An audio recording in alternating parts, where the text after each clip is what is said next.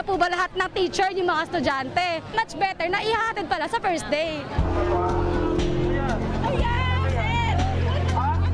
With this pandemic, dapat ang isang magulang ay marunong din sumunod.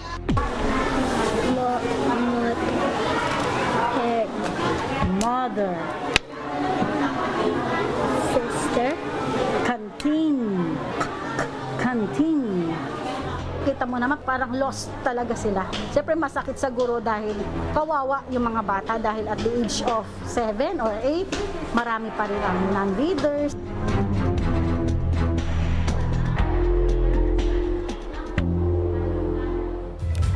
From the nation's capital, all sides, all the time, I'm Robbie Alampay. And I'm Gretchen Ho. The big story tonight.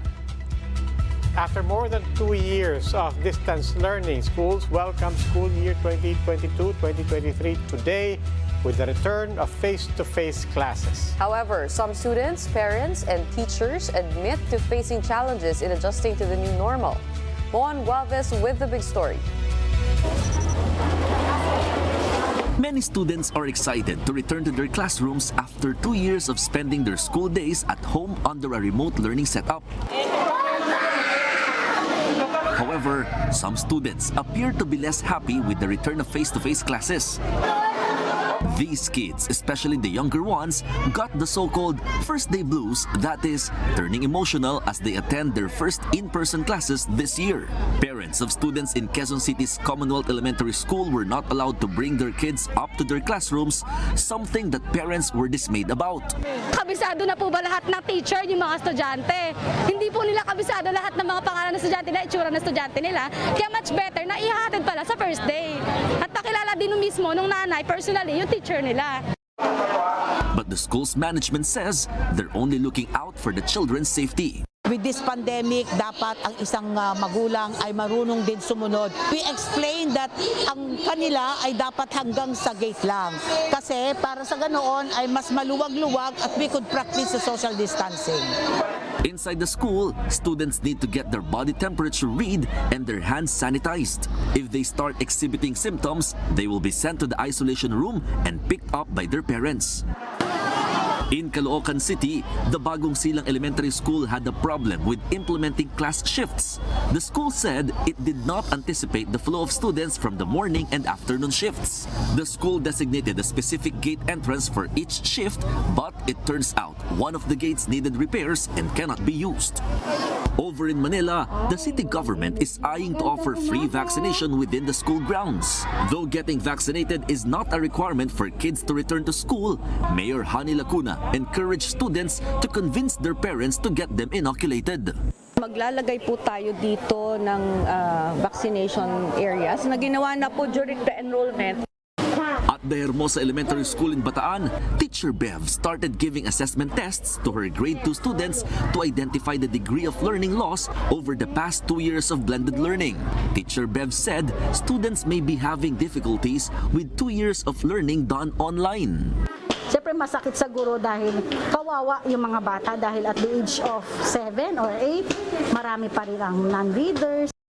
As of August 20, the Education Department says there are around 27.6 million enrolled learners for this school year. That's 96% of the agency's 28.6 million target.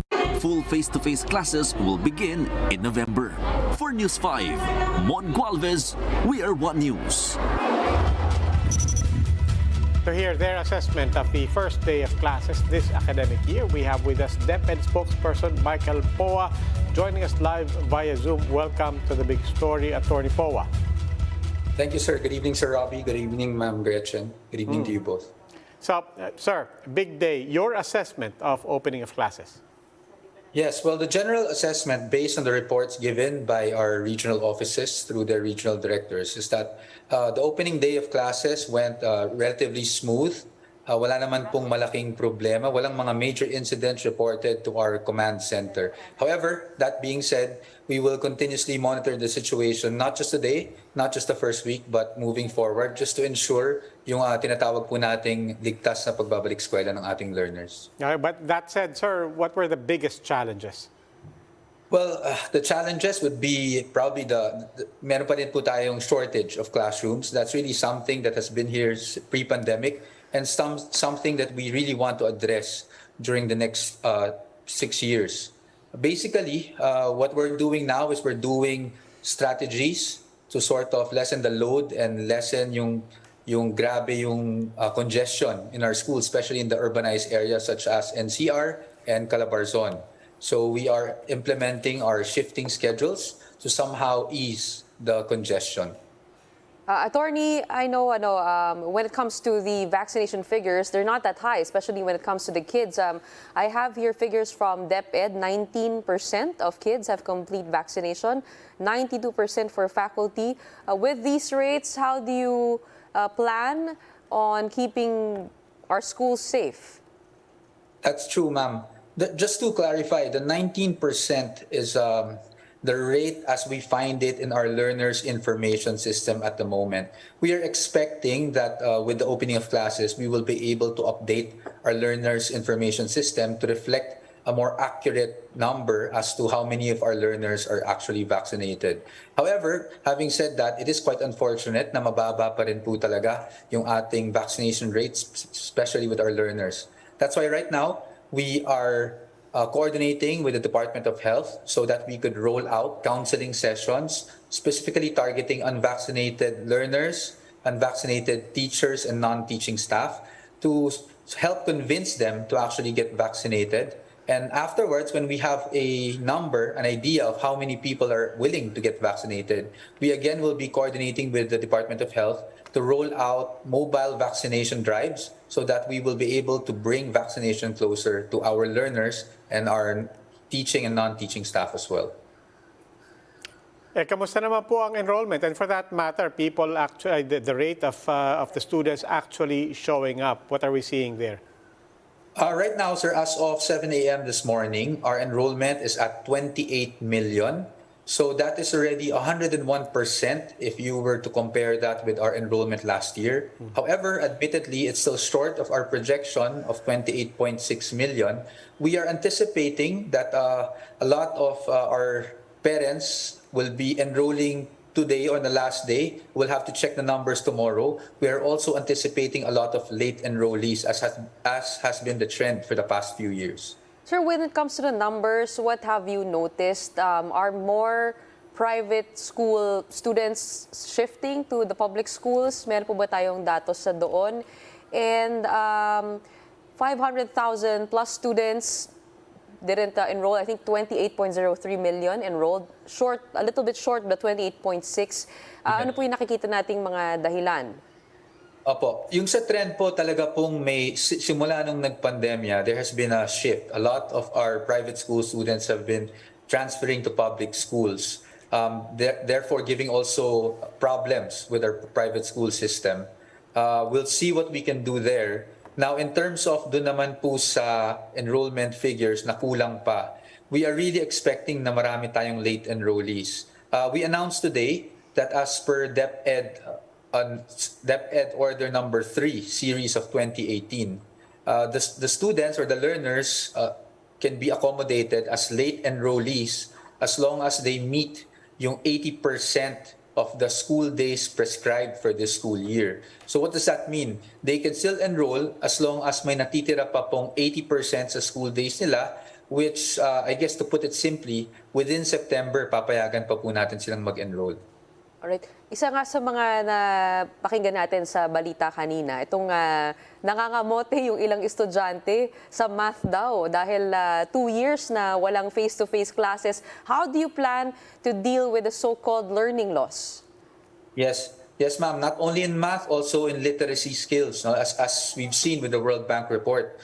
That's why meron po tayong learning recovery plan. We asked our schools to come out with their highly contextualized learning recovery plans because each school is unique depending on their students. As you saw kanina in the news that you just flashed before our interview, the teachers were doing assessments because that's part of our learning recovery plan. We need to cluster students to find out kung sino yung talagang may mga gaps in terms of the 2 years na nawala sila in school, and we will have intervention programs. For example, in reading, we have Brigada Eskwela Plus. This is the short-term intervention. We have Brigada Eskwela Plus where we will have Bawat Bata Bumabasa. It's an after-school program which focuses mainly on literacy skills. So that's something we are looking to implement this year. Of course, the long-term goal is to really review our curriculum and see if our learning competencies really match what the learners need. And aside from that, when we're looking at the learners, we also have to look at the teachers themselves. So a part of the learning recovery plan is to also upskill and reskill the teachers as soon as possible and make sure that our teachers are teaching loads that are of their expertise. Kasi marami pong teachers na apparently nagtuturo sila pero hindi naman nila expertise yung subject. So these are things that we are looking at in the short term. Of course, the long term is really to review our K-12 program. Bilang panghuli, no, before we let you go, for our teachers, wag natin sila kalimutan, I believe there's a cash allowance allocated for them. When and where can they get this?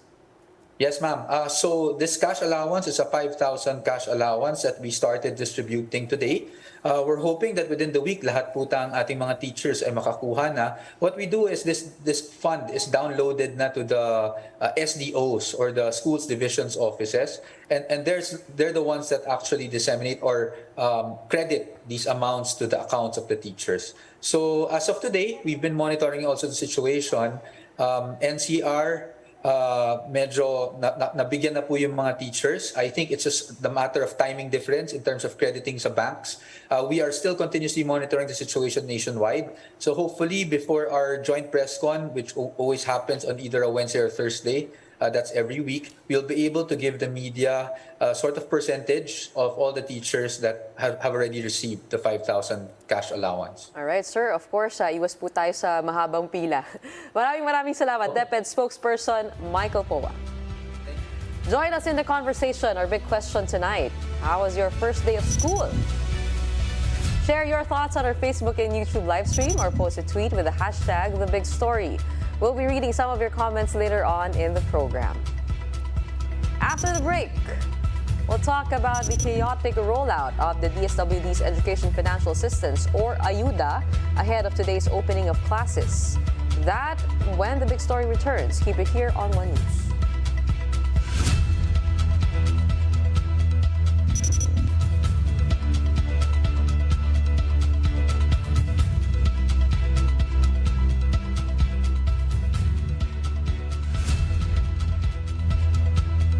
Sector in our transformation plans is that of energy. Another fundamental requirement for growth and increased employment will be the availability of cheap, reliable energy. This even comes under the category of ease of doing business. If we are to attract investors, both local and foreign, to set up shop here in the Philippines. At present, our demand for energy far exceeds our reliable supply. We must increase the level of energy production. We must look at every possible option that would be appropriate for the Philippine situation. There is some room to expand our present power supply through existing power sources, but this is only to a very limited extent. We must build new power plants.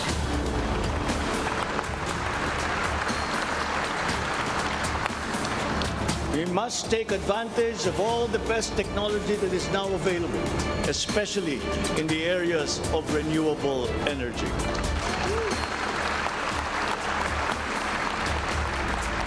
Our search for new power sources should always be with an eye to improving the mix of the energy supply between traditional and renewable sources. The technology on renewable energy is progressing rapidly, and many of these technologies are appropriate for the Philippines.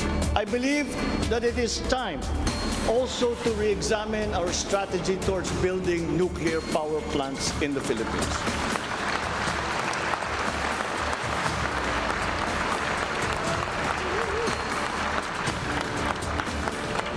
We will comply, of course, with the International Atomic Energy Agency regulations for nuclear power plants as they have been strengthened after Fukushima. In the area of nuclear power, there have been new technologies developed that allow smaller scale modular nuclear plants.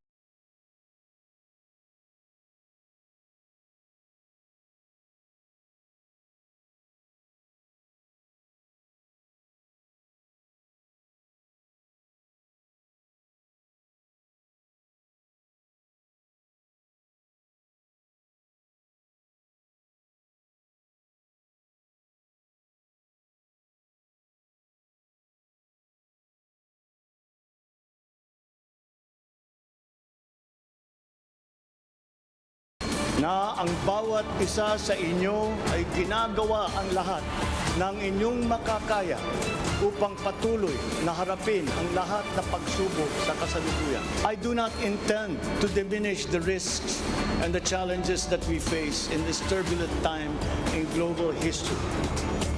And yet, I see sunlight.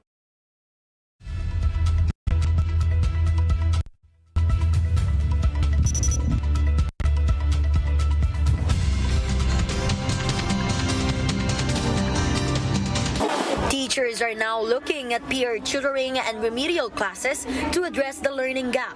According to a World Bank report, the Philippines ranks at the bottom among 10 countries in Asia after recording 90.9% learning poverty among school children.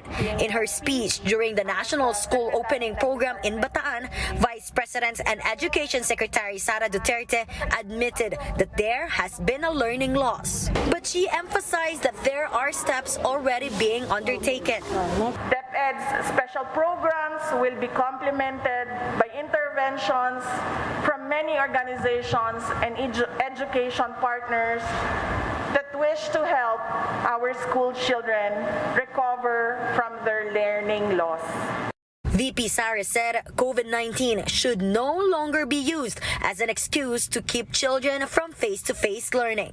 In a statement, President Ferdinand Marcos Jr. meanwhile expressed his confidence in the capability of VP Sara to lead the return of full face-to-face classes. Marcos Jr. believes that with Inday Sara at the helm of DepEd, K-12 students will finally get quality education. For News 5, Marian Enriquez, we are One News. You're still watching the big story here on One News. In Davao del Norte, the first day of distribution of educational assistance was marred by chaos. Jem Avancenia with the story. Parents and students were camped outside the DSWD Davao Del Norte office as early as 8 p.m. on Friday. This is so they can avail of the government's educational assistance the next day. The DSWD is distributing 500 million pesos in cash assistance to help indigent students in time for the reopening of classes. But by Saturday morning, there are no more lines, only thick routes of hopeful beneficiaries. Macario Bermudez Street had to be closed off to accommodate the people. Some parents and students even passed out due to so much heat and the volume of people. Nagkagubot sila ma'am tungod sa pila. Sa akong nabantayan, pila jud. Kay gabi pa lang, crowded na. Nagpila sila. So, wala may nag-assist sila. Sila raman. So, pagkabuntag nga na, nanay mo singit.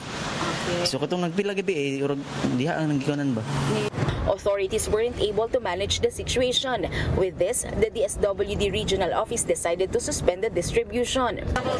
In Davao region, it is quite manageable naman siya, no? Kay for the past few days, we coordinated with DepEd, we coordinated with PNP para sa crowd control.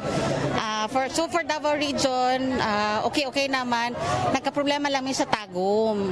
Tagum City LGU and police personnel will be present in the next payout on Saturday to ensure peace and order in the area.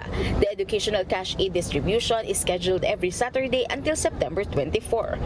For News 5, Jem Avancenia, we are One News. To talk more about the latest on the distribution of educational assistance for indigent students, joining us on the line is DSWD Assistant Secretary Romel Lopez. Asik Lopez, welcome to the big story. Hello, Robbie, and hello, Gretchen. Good evening, and thank you for the invite. Asik, we saw some scenes from Davao na medyo may kaguluhan. I mean, have you had time to assess and look into what exactly happened there? And was that isolated, or was that confusion and chaos seen in other parts of the country? Well, yes, Sir Robbie, we would like to take this opportunity to apologize to the general public for any inconvenience that our educational payout, might have cost them over the weekend. But then rest assured that the DSWD is now mapping out our recalibrated approach to improve our system when it comes to this educational assistance. Yes, Sir Robbie, we are really mindful of our bad judgment call over last Saturday's payout. But we are now in talk with the Department of Interior and Local Government so that we can arrive into a improved guidelines so that we can assist the public better come next Saturday with the continuation of our educational assistance payout. With that, medyo magulo na nga yung disbursement, no? Ano ba yung final guidelines natin for the distribution? How do people register now? Where do they go? When will they get their educational assistance? And who exactly are qualified? Yes, right now, not to preempt the joint memorandum of agreement with the DILG, we're looking at the possibility of really downloading it to the LGU. But at this point, it is not yet clear who will identify and who will distribute. Will it be the DILG who will identify and then the DSWD will distribute, or vice versa? We're just fine-tuning all of these guidelines and procedure for the next payout. But one thing is for sure, we will be discouraging any walk-ins that come next Saturday, Gretchen. Sec, you had a couple of things there, yung clarification lang sa protocols, whose responsibility and so on. Yun na po ba ang punot dulo ng kaguluhan at ng aayusin, or were there any other things? Well, we admittedly, we are really, we admit that we have some bad judgments called last Saturday. Of course, one of that is the messaging. For example, the purpose beneficiaries were initially allowed to avail this educational assistance, but come Saturday on the day of the payout, we recant on our statement and we told them that they are not qualified. That's one miscommunication. And another one, just to be honest, we're very ready for the payout. All of our field offices, we have expanded our offices. We have allotted different payout areas to accommodate all of our beneficiaries. But of course, admittedly, we were overwhelmed by the sheer number of those beneficiaries who came out to avail this educational assistance. One thing that we admittedly are not really ready during that time last Saturday. Okay, Sec Romel Lopez, maraming salamat po. And we will be back with more stories after the break. Keep it here on One News, all sides, all the time.